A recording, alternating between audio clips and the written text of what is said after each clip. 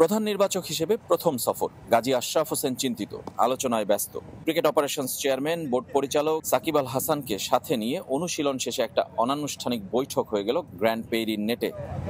বিশ্বমানের থার্মিক্স রড, সালাম স্টিল থার্মিক্স, দেশের একমাত্র থার্মিক্স রড। অন্য ক্রিকেটাররাও একে একে যোগ দিলেন। বিষয় বেশ কয়েকটি। শরীফুল, তাসকিন আহমেদের ইনজুরি আপডেট জানা, উইকেট সম্পর্কে ধারণা নিয়ে একাদশের সিদ্ধান্তে ভূমিকা রাখা, ওপেনার তালিকাটা চূড়ান্ত করা। সব সিদ্ধান্ত একদিনে না হলেও মনের মধ্যে ছক কষেছেন গাজী আশরাফ। দলের সবচেয়ে দামি প্রশ্ন, তানজিদ তামিমের সাথে কে করবে ওপেন, লিটন দাস নাকি সৌম্য সরকার? লিটনে সন্তুষ্ট হতে না পারলেও সবার মতো প্রধান নির্বাচকও তার মেধায় মুগ্ধ।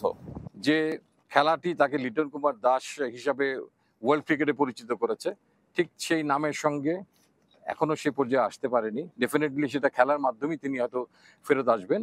লিটনের মতো পুরো দলই নিজেদের সেরা সময় খুঁজে ফিরছে, তাই গাজী আশরাফের চেষ্টা দলকে উজ্জীবিত করার।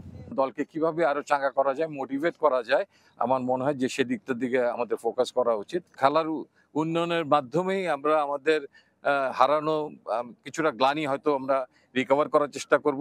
প্রতিপক্ষ শ্রীলঙ্কা যখন বিপর্যস্ত, প্রস্তুতি ম্যাচে নেদারল্যান্ডস আর মূল বিশ্বকাপে দক্ষিণ আফ্রিকার কাছে হেরে স্বপ্নটাই ধূলিসাৎ হবার পথে, তখনও বাংলাদেশ নিজেদের নিয়েই ভাবনায় বন্দী।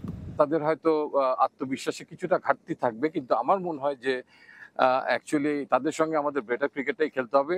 কে কেমন খেলছে তার থেকে আমাদের নিজেদের পারফরমেন্সটা আমরা কিভাবে আকাঙ্ক্ষিত পর্যায়ে নিতে পারি, আমার মনে হয় যে দলকে সেদিকটাতে নজর বেশি দিতে হবে। শরীফুলের জন্য অপেক্ষা করবে বাংলাদেশ, তার গতিপথ নির্ধারিত হবে প্রথম ম্যাচের ফলের উপর। আমরা একজন পেস বোলার ক্যারি করছি আমাদের সঙ্গে, হাসানকে, তো সেটা আমাদের হাতেই আছে, কিন্তু আমরা শরীফুলকে পেতে আগ্রহী। এবং রেজওয়ানুজ্জামান, চ্যানেল 24, ডালাস, যুক্তরাষ্ট্র।